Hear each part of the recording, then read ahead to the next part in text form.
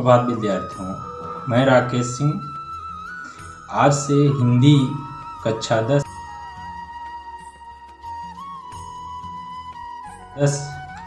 गद्य खंड को शुरू करने जा रहा हूं और अब लगातार कई पाठों में 2 पाठ तक हिंदी गद्य पढ़ाऊंगा, मित्रता और ममता। तो आप लोग इस चैनल पर बने रहिए और अपनी तैयारी करते रहिए और मेरे वीडियो को लाइक और शेयर करते रहिए और दूसरों तक भी इसको पहुंचाते रहिए। और जैसे ही 2 पाठ हो जाएगा उसके बाद मैं संस्कृत, अनिवार्य संस्कृत के 2 पाठ लेकर आऊँगा।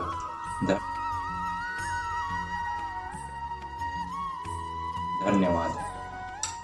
सुप्रभात विद्यार्थियों, मैं राकेश सिंह हिंदी कक्षा 10 गद्य खंड से पाठ 1 मित्रता के लेखक श्री आचार्य रामचंद्र शुक्ल जी का जीवन परिचय लेकर आया हूँ और अब मैं 2 पाठ तक लगातार गद्य खंड से ही पढ़ाऊँगा।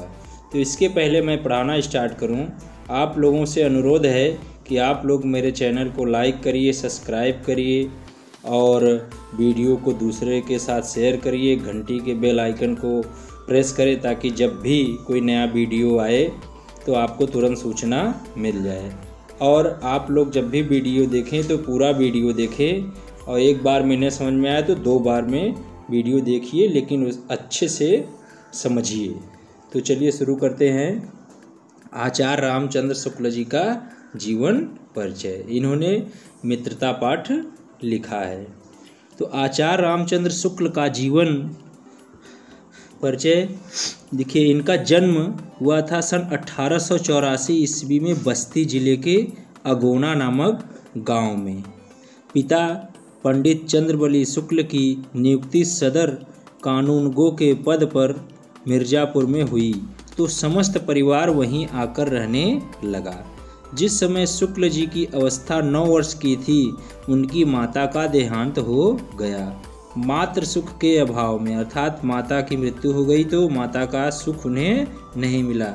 मातृ सुख के अभाव के साथ साथ विमाता से मिलने वाले दुख, विमाता अर्थात जो उनकी सौतेली माता थी, सौतेली माता से मिलने वाले दुख ने उनके व्यक्तित्व को अल्पायु में ही परिपक्व बना दिया।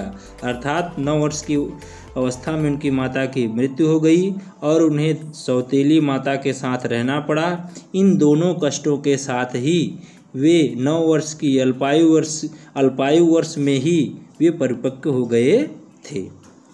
अध्ययन के प्रति लग्नशीलता शुक्ल जी में बाल्यकाल से ही थी, किंतु इसके लिए उन्हें अनुकूल वातावरण न मिल सका। मिर्जापुर के लंदन मिशन स्कूल से 1901 में स्कूल फाइनल परीक्षा FA उत्तीर्ण की। उनके पिता की इच्छा थी कि शुक्ल जी कचहरी में जाकर दफ्तर का काम सीखें, किंतु शुक्ल जी उच्च शिक्षा प्राप्त करना चाहते थे। पिताजी ने उन्हें वकालत पढ़ने के लिए इलाहाबाद भेजा, पर उनकी रुचि वकालत में न होकर साहित्य में थी। अतः परिणाम यह हुआ कि वे उसमें अनुत्तीर्ण रहे। शुक्ल जी के पिताजी ने उन्हें नायब तहसीलदार की जगह दिलाने का प्रयास किया, किंतु उनकी स्वाभिमानी प्रकृति के कारण यह संभव न हो सका। 1903 ईस्वी से 1908 ईस्वी तक आनंद कादम्बनी के सहायक संपादक का कार्य किया। 1904 से 1908 ईस्वी तक लंदन मिशन स्कूल में ड्राइंग के अध्यापक, कला के अध्यापक रहे। इसी समय से उनके लेख पत्र पत्रिकाओं में छपने लगे, अर्थात वो जो भी लिखते थे वो पत्र पत्रिकाओं में छपने लगे और धीरे धीरे उनकी विद्वता अर्थात उनका ज्ञान का यश चारों ओर फैल गया।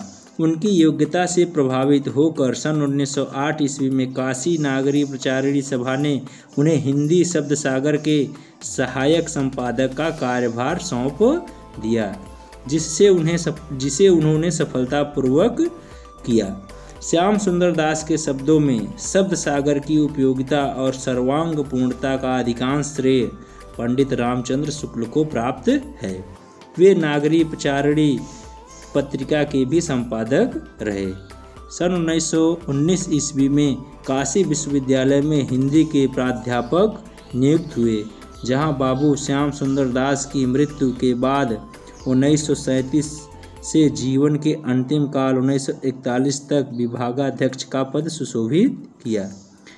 2 फरवरी सन 1941 को हृदय की गति रुक जाने से शुक्ल जी का देहांत हो गया। शुक्ल जी की कृतियाँ 3 प्रकार की हैं, अर्थात उन्होंने जो लिखा है। मौलिक कृतियाँ हैं आलोचनात्मक ग्रंथ, सूर तुलसी, जायसी पर की गई आलोचनाएं, काव्य में रहस्यवाद, काव्य में अभिव्यंजनावाद, रस मीमांसा आदि शुक्ल जी की आलोचनात्मक रचनाएं हैं। निबंधात्मक ग्रंथ, निबंधात्मक ग्रंथ में उनके निबंध चिंतामणि नामक ग्रंथ के 2 भागों में संग्रहित है। चिंतामणि के निबंधों के अतिरिक्त शुक्ल जी ने कुछ अन्य निबंध भी लिखे हैं, जिनमें मित्रता, अध्ययन आदि निबंध सामान्य विषयों पर लिखे गए निबंध हैं। मित्रता निबंध जीवनोपयोगी विषय पर लिखा गया उच्च कोटि का निबंध है, जिसमें शुक्ल जी की लेखन शैली गत विशेषताएं झलकती हैं। क्रोध निबंध में उन्होंने सामाजिक जीवन में क्रोध का क्या महत्व है, क्रोधी की मानसिकता जैसे संबंधित पहलुओं का विश्लेषण किया है। और ऐतिहासिक ग्रंथ तीसरा, हिंदी साहित्य का इतिहास उनका ऐतिहासिक ग्रंथ है। अनुदित कृतियाँ, अनुदित मतलब कि जो दूसरे भाषाओं में है उसका अनुवाद करना। शुक्ल जी की अनुदित कृतियाँ कई हैं। शशांक उनका बंगला से अनुवादित उपन्यास है। इसके अतिरिक्त उन्होंने अंग्रेजी से विश्व प्रपंच, आदर्श जीवन, मेगस्थनीज का भारतवर्षीय वर्णन, कल्पना का आनंद आदि रचनाओं का अनुवाद किया।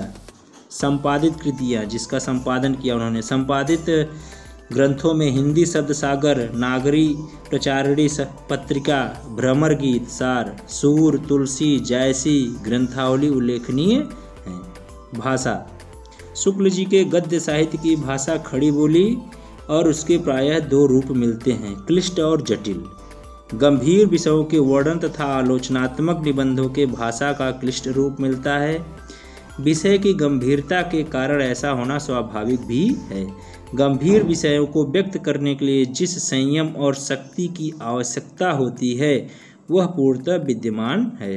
अतः इस प्रकार की भाषा क्लिष्ट और जटिल होते हुए भी स्पष्ट है।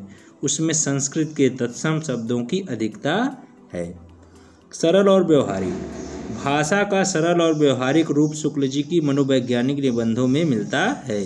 इसमें हिंदी के प्रचलित शब्दों को ही अधिक ग्रहण किया गया है। यथास्थान उर्दू और अंग्रेजी के अति प्रचलित शब्दों का भी प्रयोग हुआ है। भाषा को अधिक सरल और व्यवहारिक बनाने के लिए शुक्ल जी ने तड़क, भड़क, अटकल, पच्चू आदि ग्रामीण बोलचाल के शब्दों को भी अपनाया है तथा 9 दिन चले अढ़ाई कोस, जिसकी लाठी उसकी भैंस, पेट फूलना, कांटों पर चलना आदि कहावतों व मुहावरों का भी प्रयोग निसंकोच होकर किया।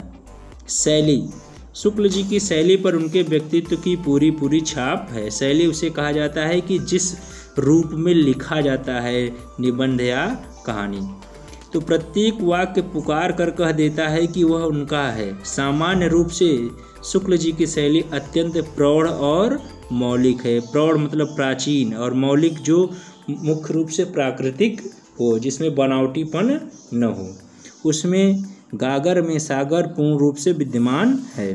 शुक्ल जी की शैली मुख्यतः 3 रूप है।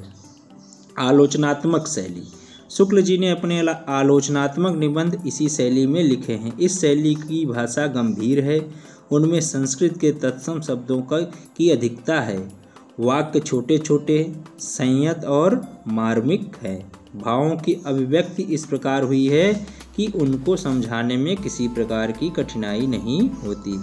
गवेषणात्मक शैली, इस शैली में शुक्ल जी ने नवीन खोजपूर्ण निबंधों की रचना की है।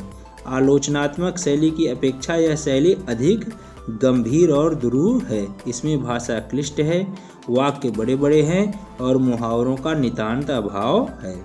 भावात्मक शैली, शुक्ल जी के मनोवैज्ञानिक निबंध भावात्मक शैली में लिखे गए हैं। यह शैली गद्य काव्य का सा आनंद देती है। जैसे काव्य आनंद देता है, उसी प्रकार भावात्मक शैली में जो भी शुक्ल जी ने लिखा है वह काव्य जैसा आनंद देता है।